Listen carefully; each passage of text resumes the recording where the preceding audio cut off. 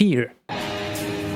Fear is one of the strongest emotions that we as humans have. After all, when living in a life of comfort, having something that actually challenges us to activate our flight or fight instincts is one of the most stimulating experiences. Living in a day and age where we as humans are capable of simulating experiences that bring our descriptions to life, it's not surprising that we would start bringing our nightmares to life as well. It can be the zombies, the fear of the future, the fear of an alien, the fear of the digital afterlife, the fear of human greed, the fear of the ocean, the fear of the cute, the fear of sounds, the fear of asylums, the fear of robots, the fear of space itself, the fear of the economy, the fear of taking a shower. There's so many things that we as humans are afraid of, and a lot of video games try to explore it. You can find pretty terrifying thoughts in media that's not even horror related, but I feel like if one was to create a true horror experience, it should be a game that once you boot up and play, have an innate urge to turn it off due to how sick it makes you feel playing through it. And that game is Silent Hill 2.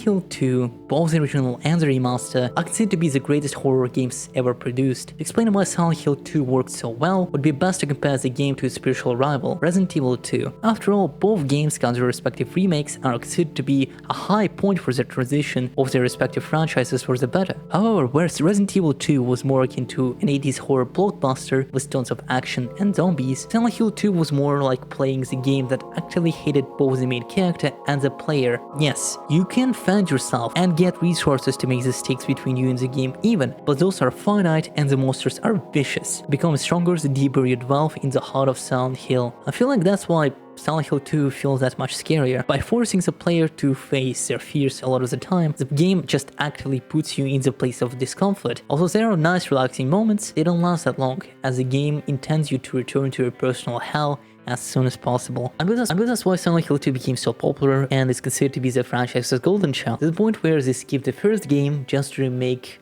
Silent Hill 2 as soon as possible. Sadly, to this day, there hasn't been a mainline Silent Hill game again that managed to capture the horror of the original trilogy, let alone Silent Hill 2.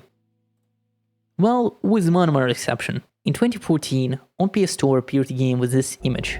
A showcase of a forest with a tombstone upon which was engraving PT and 7780 Studio, the latter of which is the design team responsible for making the game. The game itself was free, and upon installation you were met with the following.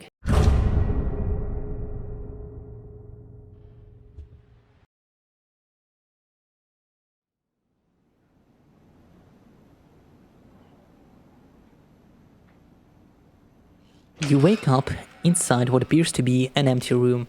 Pressing down, you would find yourself in a hallway of a two-story house.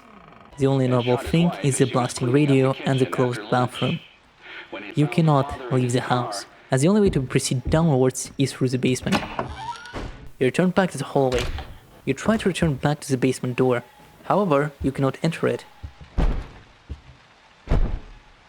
Something is knocking on the bathroom door. You cannot leave the house, as the only way to proceed is down the basement. You return back to the hallway. You hear crying emanating from the bathroom door. You cannot leave the house, as the only way to proceed is down the basement. You return back to the hallway. You try to return back to the basement door. However, you cannot enter it.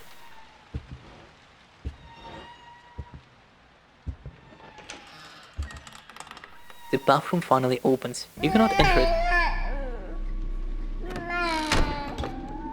But you manage to see her in the ajar door. You cannot leave the house, as the only way to proceed is down the basement. You return back to the hallway.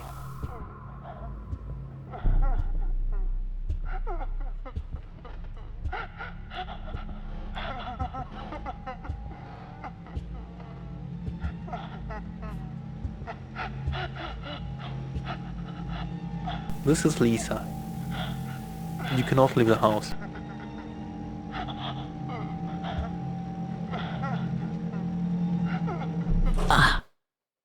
Did I scare you?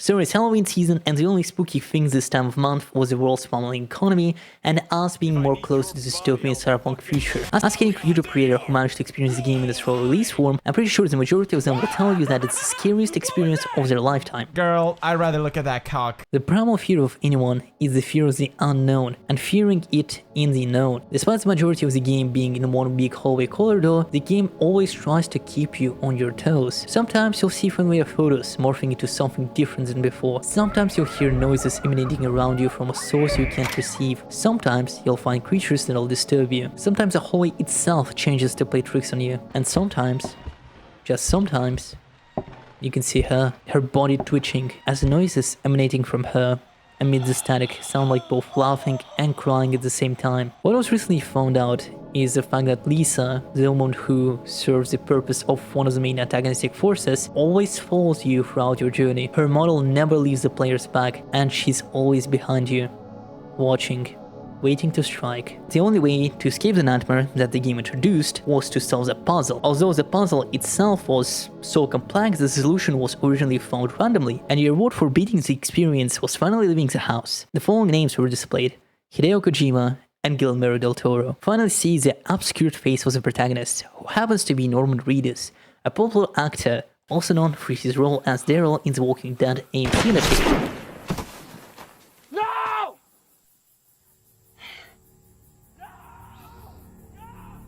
Then the title of what PT stood for was revealed.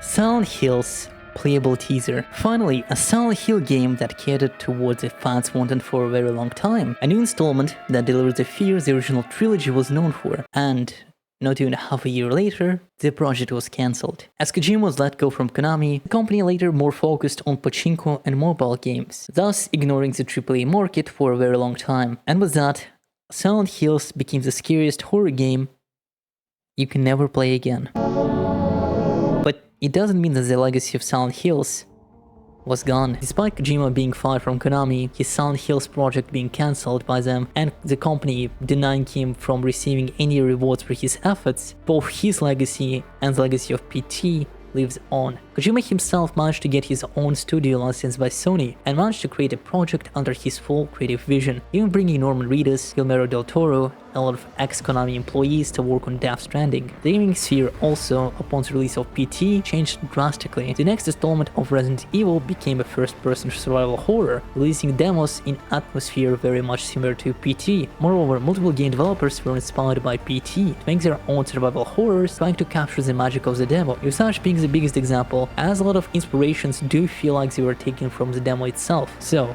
despite all odds, Silent Hills was released, not in the form of a game, but in the form of a social concept in the gaming sphere. And despite Konami trying their hardest to destroy the evidence of PT ever existing, people still to this day talk about it and analyze every single little detail the game might have had. Despite living in a world where a lot of people care more about monetary profit than a cultural one, others abandoning any creative decency for the sake of in-game purchases, focusing on markets that are more akin to gambling, and attempting to find ways of replacing individuals with machines, PT and Silent Hills is proof that, despite the world throwing everything to destroy art, people will still find ways to watch and create it.